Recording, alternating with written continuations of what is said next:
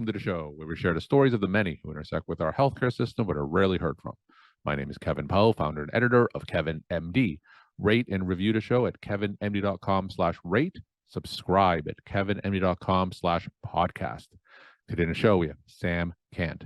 He's a nephrologist, and we're going to talk about his KevinMD article, 7 Habits of Highly Effective Interns. Sam, welcome to the show. Thank you. Thanks for having me, Kevin. So we'll get into your article in a little bit. First off, briefly share your story and journey to where you are today. I trained on both sides of the pond in Ireland and the US, did my internal medicine residency and chief resident year at University of Maryland. Then I spent 3 years at Hopkins doing fellowships in general nephrology and transplant. I'm now a transplant nephrologist at Hopkins. My first year as an attending, enjoying life as it comes. Excellent. So tell me about that transition from being a fellow to attending. What's something that surprised you during that transition? I think the biggest thing is the knowledge part. It comes as we go on, because there will be times that you will be caught out saying, I don't know this. I think it's important to approach senior attendings to ask them. I don't think there should be any quote unquote shame in asking because, oh, I'm an attending. I don't think I can go and ask a senior attending about this. I think it's very important to seek consensus. I've noticed even the most senior people asking consensus around them from people who might not have trained as long as they have. So management quandaries in transplant, there's so many unknowns that how do you treat a certain ailment? There might not be a randomized control trial, a lot of studies to support a certain treatment, but experience is also an important form of evidence, I feel. In the end, if someone's been in the field for a long period, it really helps to ask them about that. There will be things that will be out of the norm. They won't follow a guideline or an answer in a textbook. So I think this is the ones in which you always have to think about going and approaching someone who knows it and their evidence, their experience is like evidence to you. All right. So speaking of transitions, one of the biggest, of course, is going from medical student to intern. And in your KevinMD article, you talk about 7 habits of highly effective interns. So for those who didn't get a chance to read your article, this was published a few years ago. Just walk my audience through it. Share the story, why you decided to write it. So I think one of the things that always bothered me is that their transition from being a student to an intern it's actually a very big leap. You think that you're very prepared going to it, but you're not really, because on the first day of internship, I really felt, oh my God, I don't think I'm ready for this. Of course, medical schools go through multiple courses and everything, but courses don't bring down to actual battlefield experience. And I hate to use that analogy, but I think pretty befitting that you get there and you're like, oh my God, I've seen all these simulations and I've seen what to do. But when it's a real person in front of you, which you're actually responsible for, I did feel, unprepared. And that's what led me to think when I was a chief resident, I was preparing slides for incoming interns to how to go through their year. And as I was doing those slides, I said, okay, why don't I just do it as 7 habits? I know I'm a big fan of Stephen Covey. I think he did a very good book. And then I used a part of that title because it's befitting. There are habits, and I know there are many more habits other than the 7 that I wrote. But I think at the time, I felt looking back in my rearview mirror, I think it was very important to think about them.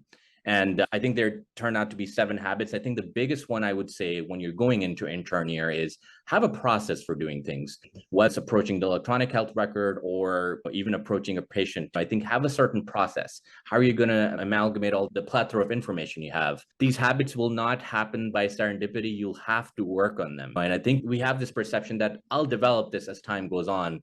I think it calls for a lot of active work, conforming as you form habits of your own in your personal life, as also in your professional life. And this is the foundation, your intern year, because then you're supervising other interns. So set it up now, have an idea what you're going to do and be very deliberate about it.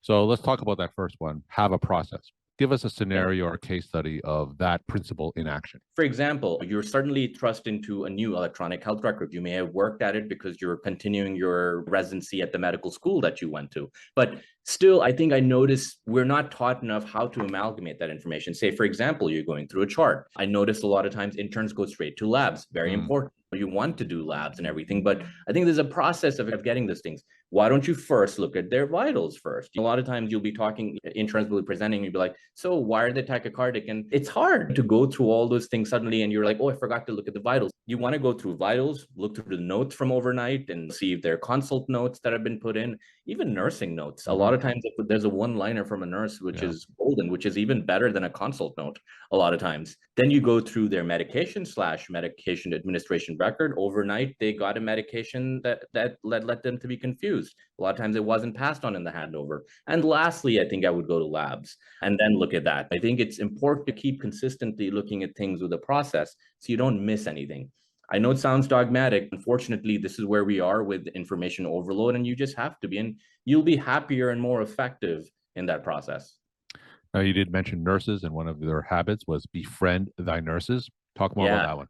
Absolutely. I think that should be number one in hindsight. The number of times I've been taught by excellent nurses and also who've helped me and backed me if I made a mistake or an error, they citing that I was new.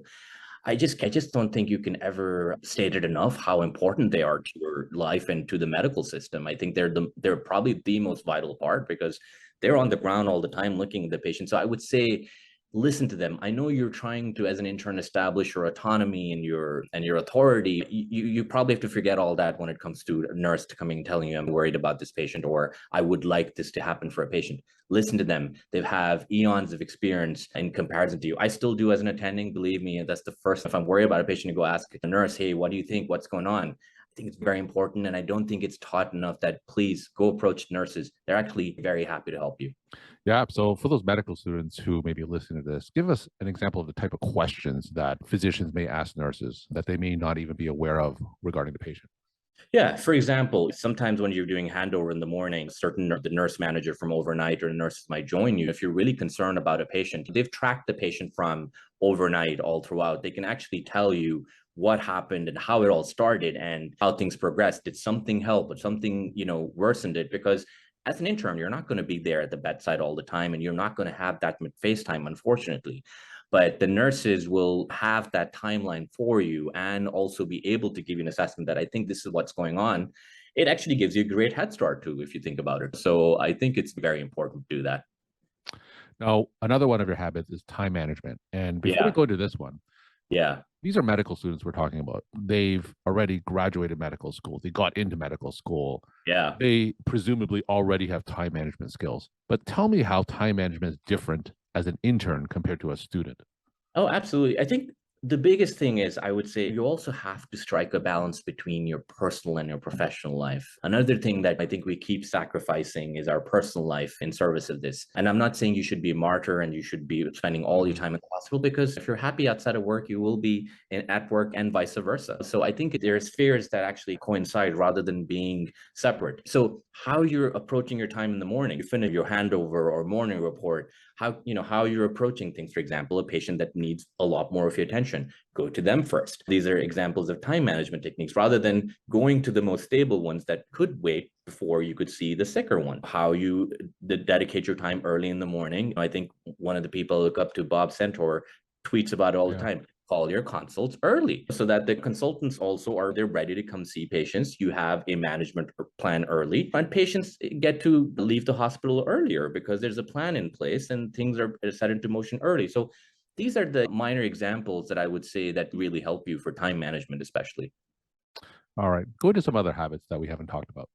I think one of the things I would always say is we get into this rut of complaining a lot. Our seniors complain, so we also complain. Believe me, I'm privy to it too. I'm no saint when it comes to that. But I think the biggest things that always got to me were in one of the postscripts of Atul Gawande's books. He said that he was sitting around having lunch with his colleagues and he noticed everyone was just complaining. And it really makes you not look for a solution to the problem. Please do. Sometimes when you need a rant, please go ahead. It will make you feel much better.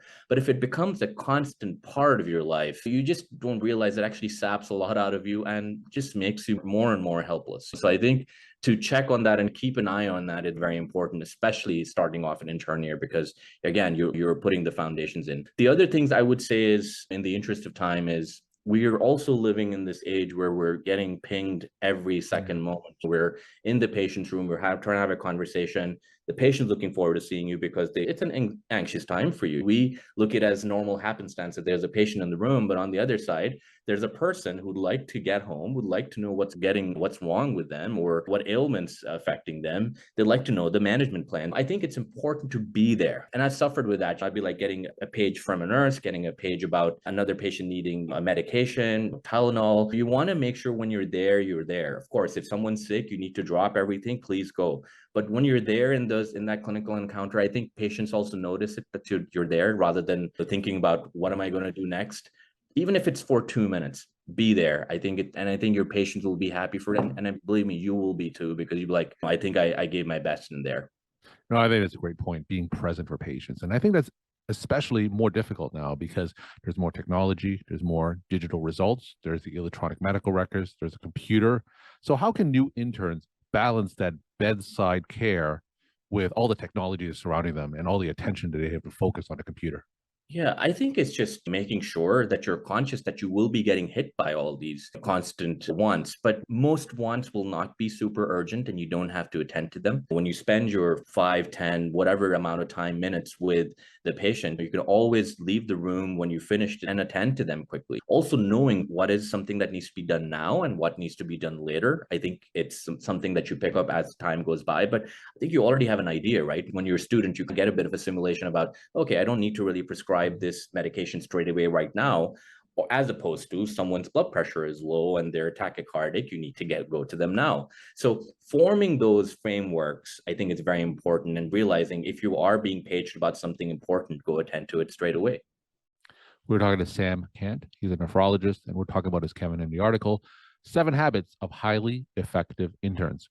Sam, what are some of your take-home messages that you want to leave with the KevinMD audience? I think, especially, I would say for interns who I think need the most help at this period when they're transitioning, I think make sure, as I mentioned, you're there with patients when you're there. I think that will always stand the test of time.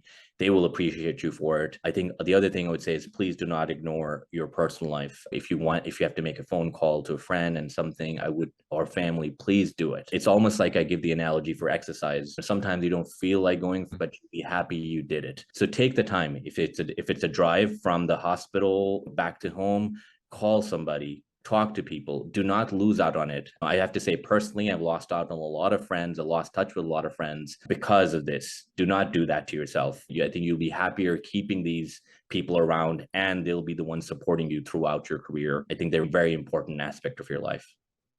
Sam, thank you so much for sharing your time and insight. Thanks again for being on the show. Thanks for having me, Kevin. It's great. Thank you.